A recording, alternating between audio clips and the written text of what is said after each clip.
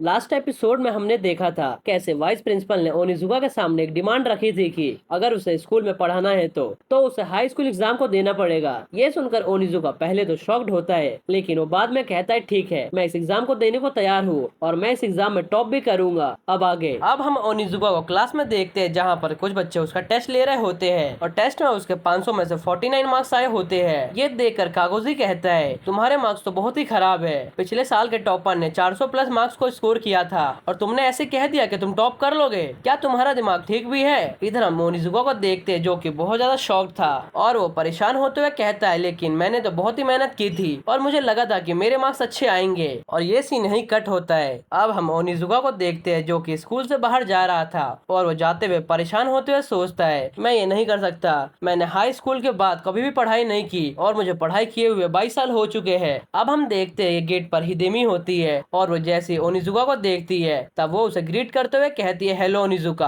आपसे मिलकर अच्छा लगा। ये सुनकर ओनिजुका सोचता है आखिर ये है कौन और उससे पूछता है कि तुम कौन हो। तब वो बताती है कि मेरा नाम हिदेमी होता है, क्या तुम्हें याद है कुछ दिन पहले तुमने प्रेसिडेंट के मुंह पर पानी फेंका था, मैं उन्हीं की बेटी हूँ। ये सुनकर ओनिजुका शॉक्ड होते बोलता है क्या तुम उस चुड़ैल की बेटी हो? फिर वो बोलता है नहीं नहीं सॉरी, क्या तुम उस अच्छी औरत की बेटी हो? तब हिदेमी कहती है मैंने उस इंसिडेंट के बारे में सुना था, मुझे पता है तुम्हारे दिन कुछ खराब चल रहे हैं। ये सुनकर ओनिजुका बोलता है हाँ चल तो रहे हैं, मुझे एक एग्जाम देना पड़ेगा जो कि बहुत ही स्ट्रेसफुल है। ये सुनकर हिदेमी बोलती है अगर तुम चाहो तो मैं अपनी मदर से बात कर सकती हूँ। ये सुनकर ओनिजुका थोड़ा कंफ्यूज होता है और ये सीन यहीं कट होता है। अब हम उन दोनों को कैफे में देखते हैं जहाँ ओनिजुका उससे पूछता है अच्छा अब बताओ क्या तुम अपनी मदर से मेरे बारे में क्या बात करने वाली हो? तब वो कहती है वेल अगर तुम चाहो तो मैं अपनी मदर को कह सकती हूँ कि वो सभी भूल जाए और तुम्हें माफ कर दे। ये सुनकर ओनिजुका थोड़ा खुश होते हुए कहता है क्या सच में? तब वो कहती है हाँ मैं कर सकती हूँ, मेरी मॉम मेरी हर बात मानती है और मेरे पापा जो कि असेंबली मैन है वो मेरे लिए कुछ भी करने को तैयार है।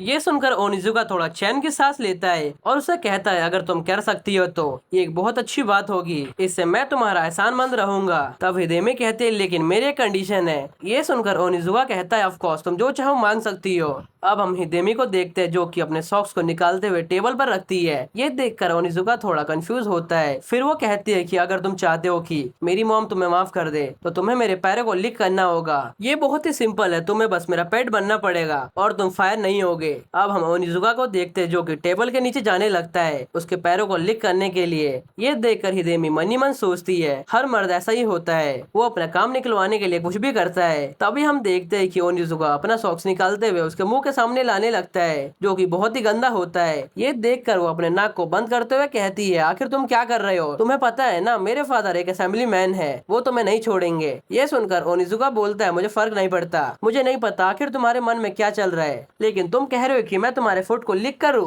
वेट अ मिनट, क्या तुम्हारा दिमाग खराब है? और फिर वो उस लड़की के पास जाकर कहता है चलो अब मुड़ जाओ। अब हम देखते हैं कि ओनिजुका उसे उठाकर लगातार उसके पीछे 10 शाटे मारता है। फिर वो उसे नीचे फेंकते हुए कहता है मुझे तुम जैसे बच्चों से नफरत है जो अपने मदर और फादर के चक्कर में स्पॉइल हो चुके हैं। ये सुनकर वो लड़की कहती है क्या तुम पागल हो गए हो? अगर मैं वो फेवर नहीं करूंगी तो तुम्हें स्कूल से निकाल दिया जाएगा। ये सुनकर ओनिजुका कहता है तुम यही तो चाहती हो। फिर वो वहाँ से जाते हुए कहता है तुम्हें जो करना है करो, मुझे घंटा फर्क नहीं पड़ता। ये सुनकर वो लड़की गुस्सा होती है और ये सीन यहीं कट होता है। अब हमें उस लड़की के घर का सीन दिखाई जाता है जहाँ पर हम ताशिगावारा को देखते हैं जो कि हिदेमी के पैरों को लिक कर रहा होता है और वो मनी मन सोचता है अब तो उस ओनिजुका को स्कूल से निकलना ही पड़ेगा, ये हो ही नहीं सकता कि वो एग्जाम को पास कर ले। और वो जैसे स्कूल से बाहर निकलेगा तब मैं मित्सुकी मैम को डेट पर ले जाऊंगा। तभी हिदेमी उसे गुस्से में कहती है इडियट, ये तुम क्या कर रहे हो, ढंग से मेरे पैरों को लिक करो। ये सुनकर ताशिगावारा थोड़ा गुस्सा होता है। ये देखकर हिदेमी उसे लात मारते हुए कहती है क्या तुम मुझे घूर रहे हो? तुम बस एक मेरे पेट हो समझे, इसलिए जैसा मैं कहूंगी वैसा तुम करोगे।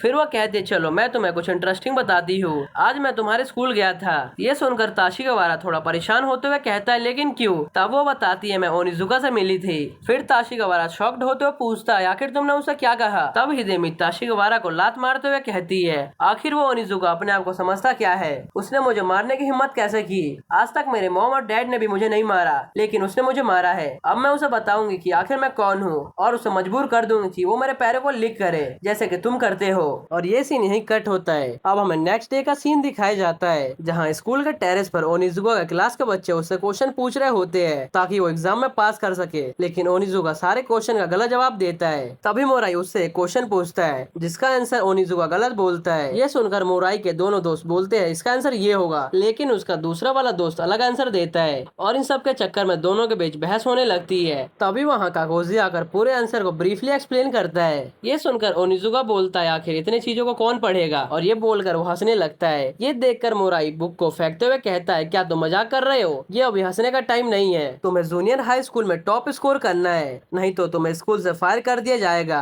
और ये एग्जाम अगले हफ्ते है और तुम ऐसा कर रहे हो, आखिर तुम्हारा क्या होगा। ये सुनकर ओनिजुका कहता है अरे यार शांत रहो और रिलैक्स करो, मैं कैसा भी करके टेस्ट को मैनेज कर लूंगा। तभी वहाँ पर मित्सुकी मैम आती है और वो ओनिजुका को देखते हुए कहती है तुम यहाँ पर हो, मैं तुम्हें कब से ढूंढ रही थी। तब ओनिजुका मित्सुकी मैम के पास जाकर कहता है क्या हुआ, आपसे मुझे क्या काम है, आप तो बहुत ही सीरियस दिख रही हो। हम देखते हैं कि मित्सुकी मैम थोड़ा ब्लश कर रही होती है। फिर वो ओनिजुका के कान में कहती है क्या तुम एक हफ्ते के लिए मेरे घर पे रहना चाहोगे ताकि तुम अपने एग्जाम के लिए प्रिपेयर कर सको, और ये कहकर वहाँ से चली जाती है। इधर वो सभी बच्चे कान लगाकर उनकी बातें सुन रहे होते हैं। तब उनमें से एक बच्चा बोलता है मैंने सुना है मित्सुकी मैम एक अपार्टमेंट में अकेले रहती है और वो एक रूम का सेट है। ये सुनकर ओनिजुका खुश होते हुए कहता है क्या तुम सही बोल रहे हो, अगर तुमने झूठ बोला तो तुम्हारी खैर नहीं। और ये सीन नहीं कट होता है। अब हम ओनिजुका को ट्रेन में देखते हैं जहाँ ट्रेन में बहुत ज्यादा भीड़ होता है और वो मन ही मन सोच रहा होता है कि मित्सुकी मैम एक रूम में रहती है, मैं तो सोच रहा हूँ कि हम वहाँ पर क्या पढ़ने वाले हैं। इधर उनके बगल में मित्सुकी मैम भी होती है जो उनसे पूछती है आज तो ट्रेन में बहुत ज्यादा भीड़ है। तब ओनिजुका कहता है हाँ सही कह रहे हो। अब हमें उन दोनों को मित्सुकी मैम के घर के पास दिखाया जाता है जहाँ ओनिजुका उनसे पूछता है क्या आप ठीक रहोगी कि मैं एक हफ्ते के लिए आपके घर पे रुक सकता हूँ, कहीं आपको कोई दिक्कत तो नहीं होगी। ये सुनकर मित्सुकी मैम बोलते हैं कोई बात नहीं, आपकी जॉब अभी बहुत ही खतरे में है, अगर आप नहीं पढ़ोगे तो आपको स्कूल से फायर कर दिया जाएगा। अब वो दोनों घर में एंटर करते हैं और घर को देखकर ओनिजुका कहता है वैसे ये एक रूम के हिसाब से बहुत ही बड़ा घर है। तब मित्सुकी मैम कहती है हाँ इसलिए मैंने इस रूम को रेंट किया है और ये काफी स्पेसियस है। फिर मित्सुकी मैम जाकर किचन में खाना देखने लगती है। इधर हम ओनिजुका को देखते हैं जो कि मित्सुकी मैम का सामान को छेड़ने लगता है और बिस्तर पर उलट पुलट करने लगता है और मन ही मन कुछ अजीब सोचने लगता है। तभी वहाँ पर मित्सुकी मैम आती है और वो उससे पूछती है वैसे आप क्या पढ़ना चाहोगे। तब ओनिजुका बोलता है मैं ज्योग्राफी पढ़ना पसंद करूंगा। ये सुनकर मित्सुकी मैम खुश होते हुए कहती है वाह आप तो बहुत ही एनर्जेटिक लग रहे हो। फिर वो बहुत सारे मेडिसिन लेकर आती है। ये देखकर ओनिजुका कहता है एनर्जी ड्रिंक्स, क्या हम इसे रात भर पीने वाले हैं, क्या इसे हम जग भी पाएंगे। तब मित्सुकी मैम बोलती है मेरे पास आपके पढ़ने के लिए बहुत सारे इक्विपमेंट्स है। ये सुनकर ओनिजुका को छोरी समझने लगता है। फिर हम देखते हैं कि ओनिजुका ने फुल इक्विपमेंट्स पहन रखे होते हैं जो कि हेडफोन होता है ताकि वो उसका फोकस बढ़ा सके। तब ओनिजुका पूछता है आखिर इससे क्या होने वाला है। तब मित्सुकी मैम उसे एक्सप्लेन करती है कि इससे आपका पूरा फोकस बढ़ेगा और आप बड़ी ही आसानी से किसी भी चीज को याद कर पाओगे। फिर वो ओनिजुका के लिए खाना लेकर आती है जो देखकर ओनिजुका बहुत ज्यादा शॉक्ड होता है और वो मित्सुकी मैम से पूछता है क्या मैं आईबॉल्स खाने वाला हूँ। तब मित्सुकी मैम उसे बताती है क्या आपको पता नहीं है फिश के आईबॉल्स खाने से हमारा ब्रेन पावर बहुत ज्यादा बढ़ता है, इसलिए मैंने आपके लिए टूना फिश का सैलेड भी बनाया है। ये सुनकर ओनिजुका बहुत ज्यादा परेशान होता है। तभी मित्सुकी मैम वहाँ पर बहुत सारे मैथ्स के बुक लाते हुए कहती है इसके बाद हम इसे पढ़ेंगे। ये सब देखकर ओनिजुका परेशान होते हुए कहता है तो फिर हम जियोग्राफी का पढ़ेंगे। तब मित्सुकी मैम एक चार्ट पेपर लगाते हुए कहती है ये आपका शेड्यूल है और आपको इस शेड्यूल के हिसाब से पढ़ना है और आपको जियोग्राफी की टेंशन करने की जरूरत नहीं है, मैंने इस टाइम टेबल में उसे शेड्यूल कर दिया है। तब ओनिजुका टाइम टेबल को देखते हुए कहता है आखिर वो मेरे स्लीप टाइम में क्या लिखा हुआ है। तब मित्सुकी मैम बताती है आपको स्लीपिंग टाइम भी लर्निंग वाला वर्क करना है। ये देखकर तो ओनिजुका की फट जाती है और वो खिड़की के सामने खड़े होकर अजीब सा मुंह बनाने लगता है। तभी हम ताशिकावारा को देखते हैं जो कि रोज की तरह अपने टेलीस्कोप से मित्सुकी मैम के घर पर नजर रख रहा था और उसे जैसे ही ओनिजुका देखता है ये देखकर तो वो बंदा शॉक्ड होता है और वो मन ही मन सोचता है आखिर ये ओनिजुका मित्सुकी मैम के घर पे क्या कर रहा है। वहाँ ओनिजुका मुंह बनाकर खड़ा ही होता है। तभी वहाँ पर मित्सुकी मैम आती है जो उससे हंसते हुए बातें करने लगती है। ये देखकर तो ताशिकावारा को बहुत ज्यादा गुस्सा आता है। अब हम नेक्स्ट डे मॉर्निंग में स्कूल का सीन देखते हैं जहां मित्सुकी मैम प्रिंसिपल मैम को बता रही होती है कि कैसे ओनिजुका सर उनके घर रुक रहे हैं और वो पूरी रात भर पढ़ाई कर रहे हैं। ये सुनकर प्रिंसिपल कहती है लेकिन ये तुम्हें कुछ गलत नहीं लग रहा, मेरे स्कूल के 2 टीचर एक साथ रह रहे हैं, मुझे बहुत ही मिक्स फीलिंग आ रही है। तब मित्सुकी मैम बोलती है नहीं हम दोनों एक साथ नहीं रह रहे। फिर वो कुछ देर रुक कर ब्लश करने लगती है और बोलती है शायद हम रह रहे हैं। इधर हम ताशिकावारा को देखते हैं जो कि वेंडिंग मशीन के पीछे छुपकर उनकी सारी बातें सुन रहा होता है। तब प्रिंसिपल मैम कहते हैं चलो कोई बात नहीं, मुझे बिलीव है मिस्टर ओनिजुका सर सारे ऑब्स्टेकल को पार कर लेंगे और उस एग्जाम को बहुत ही आराम से पास कर लेंगे। ये सुनकर मित्सुकी मैम खुश होते हुए कहती है, हाँ मुझे भी बिलीव है। इधर ताशिगावारा मन ही मन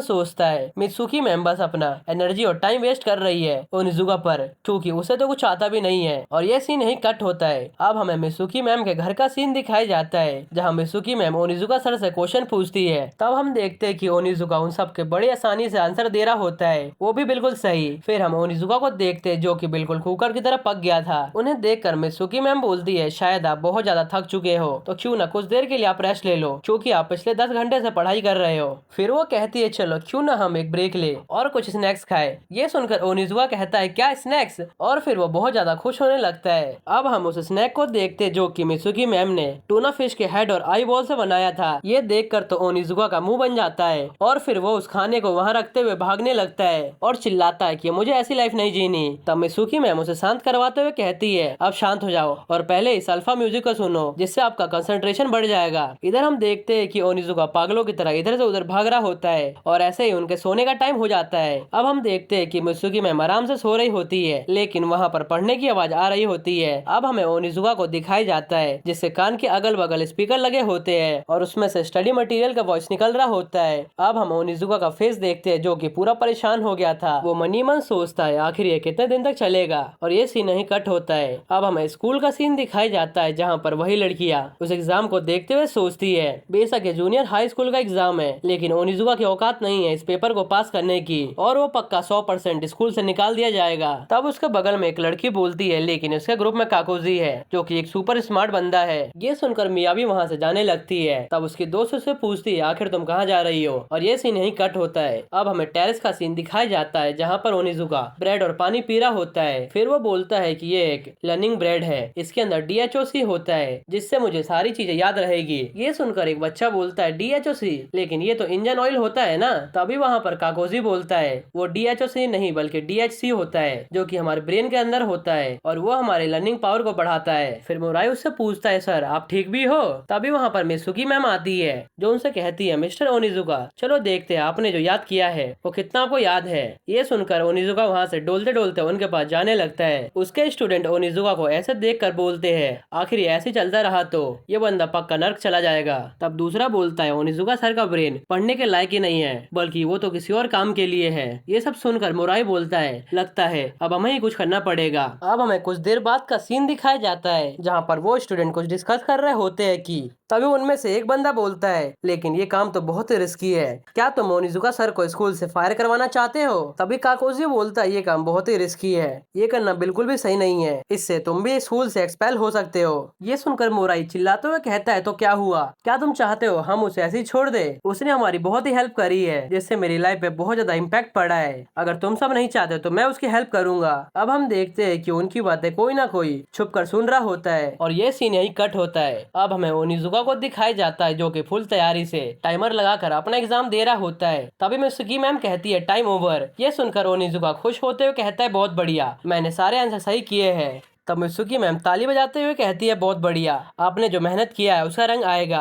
फिर वो अपने पेपर को मित्सुकी मैम को देते हुए कहता है, चलो एक बार चेक कर लो। इधर मित्सुकी मैम पेपर को ग्रेड करने लगती है। तब ओनिजुका फुल सिगरेट पीते हुए कहता है, मैंने कुछ दिनों में बहुत ही मेहनत किया है और मुझे बिलीव नहीं हो रहा कि मैंने सारे आंसर सही किए हैं, बल्कि मुझे बिलीव ही नहीं हो रहा कि मेरा दिमाग इतना काम कर सकता है। तभी मित्सुकी मैम पेपर को चेक कर देती है और फिर वो मार्क्स दिखाती है, जिसके उसमें 100 में से 4 या 5 आए होते हैं और किसी में उसके 100 में से 10 से ऊपर नहीं गए थे। ये देखकर ओनिजुका बहुत शॉक्ड होता है और फिर वो मित्सुकी मैम के ऊपर स्मोक फेंकते हुए कहता है, क्या आप श्योर हो, कहीं आपने गलती तो नहीं किया? फिर वो उनके पास जाते हुए कहता है, चलो एक बार फिर से करता हूँ, इस बार मैं सीरियसली होकर पेपर दूंगा। अब दूसरी बार देखते हैं कि ओनिजुका ने पेपर दे दिया था, लेकिन इस बार भी उसके मार्क्स बढ़िया नहीं थे, सब में 10 से नीचे थे या फिर 10 से 1 या 2 ऊपर थे। ये देखकर ओनिजुका रोने लगता है और अब वो तीसरी बार एग्जाम देता है, लेकिन हम देखते हैं कि इस बार उसके सब में 0 आए होते हैं। ये देखकर वो बंदा रोने लगता है। इधर हम मित्सुकी मैम को देखते हैं, जो कि फुल डिप्रेस थी, और उधर ओनिजुका जो कि मुंह में सिगरेट लगाए हुए अलग ही दुनिया में खो गया था। और इसी के साथ ये एपिसोड यहीं खत्म होता है।